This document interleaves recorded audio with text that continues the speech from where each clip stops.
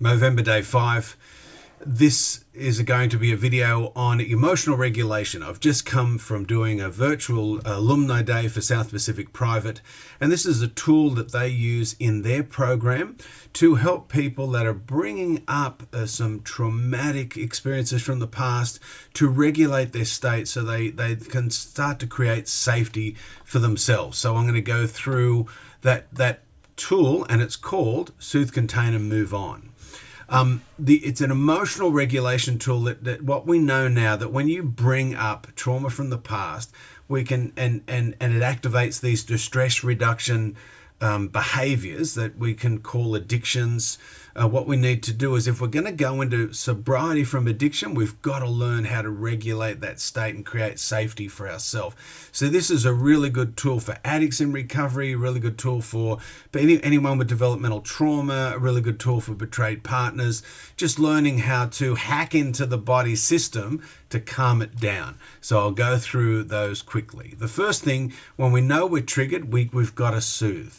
And the idea of having butterfly hands is just to put one hand on your diaphragm, one hand on your chest, even bring your arms in beside you and just create a bit of a brace for yourself. Just, if that triggers you, be loose. But sometimes just bracing, even that technique of havening sometimes can just, how can I come into my body and just get a sense of my physical self.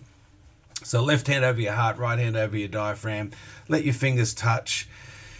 We just gently breathe and breathe into your heart and stomach. So if you can just allow it so your body can push your arms out. It's like blowing up a balloon, but focusing on breathing into your both hands, the heart area and the diaphragm. Now, some people use box breathing for this, a 4 in, hold for 4 out. Sometimes using box breathing is triggering for folks. So it's really worth you looking at different types of diaphragmic breathing that might really fast track and work for you. That mightn't work for the person next to you. But generally, the only distinction is sometimes holding your breath triggers more panic for others. Sometimes the box breathing really slows it down. And what we know about the work of Stephen Porges and the polyvagal theory is that this hacks into our vagus nerve, that goes between our brain and our heart, that's there to either rev us up to put us into fight or to flight, or to shut us down to put us into fawn or freeze, right? So what this does is it overrides that natural limbic reaction, and instead of flipping our lid and going into our limbic system, we hold it down because we're sending this message to our brain. We're not anxious anymore. We're not in danger anymore. Now, there is a question there that says, am I safe? And we need to ask that because sometimes when you've got really damaged boundaries, we find comfort in intensity. And so you might go, well, I'm not in a good place. I got to get out of here and I need to make myself safe. But as Pete Walker says, the question to ask in his 13 tips on how to deal with flashbacks is, look, if I am safe, I'm probably just in fear. I'm not in danger. So the butterfly hands, breathing into the hands and heart, slowing it down, getting your heart rate down, that sends this message to your brain, we're not in crisis anymore. And it's a bit of a physiological hack to bring us back into a calmer state. Now, what you generally then need to do, and this is where I think that we need to do that somatic implicit work with the explicit sort of CBT, cognitive behavioral work. So we got to soothe and contain, soothe the nervous system, but then I still need to sort of tune into what's my reality right now? What am I feeling in my body? What are my thoughts? What are my feelings? What do I need to do or not do? What defense mechanisms might I have? Am I taking a bazooka to a knife fight? Am I all revved up? Do I need to calm my language down? Do I need to come back into a talking or listening boundary?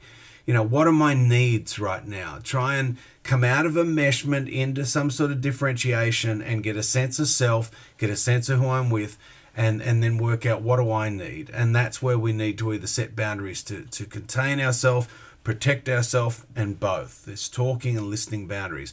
impossible to do if I flip my lid and lost my executive thinking. So we've got to do that breathing, get calm, hack into the system, let it know we're safe, so we can do this work to thought block and thought substitute, and to release the feelings, get our needs and wants met, to then be able to move into moving on. So the reparenting model is a model that Pia Melody uses, where it's that adult adapted child or wounded child states inside, and we need to be parented by a functional adult. Adult children of alcoholics call it the loving parent. But it's based on this premise: no one's coming to take care of this part of me. I'm an adult person now in recovery, and no one else is responsible for my mental health care. I can ask for support, but they're not responsible for it. So I need to learn to reparent and contain that adult adapted child, learn to nurture and soothe that part of me that's very wounded. Part of that is radically accepting that even I have to do that. Sometimes in my immaturity, I just sort of am demanding others take responsibility for me, where there might be a need for a practice of radical acceptance.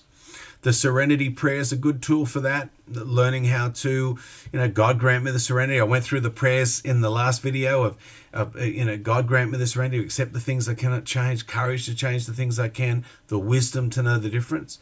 That tool is useful whether you're atheist or agnostic, because God can be good, orderly direction. If we have a belief system, we're really asking for that supernatural intervention. Once we start to move on, getting grounded in the moment and getting grounded in what we're grateful for, because a lot of the time with a negative inner critic or outer critic, I can be focusing on what I don't have. So it's pretty popular in the recovery. What's 5 things I'm grateful for right now? And one of those things will be, look, I'm safe here in the present with access to these resources and tools that I possess now. I'm not back in the past where this was an emotional flashback too. So that is essentially the Soothe, Contain, Move On tool to help us regulate our state. I hope it's useful. It's a tool used at South Pacific Private. You can look them up. They have some fantastic inpatient and outpatient programs. Like today, a really good alumni day. It was a pleasure to be part of that. And they can answer any questions if you contact them, if you look them up on the web. And they've got really good webinars, some I've done myself, on the South Pacific Private YouTube page. So I will see you all again tomorrow for day 6.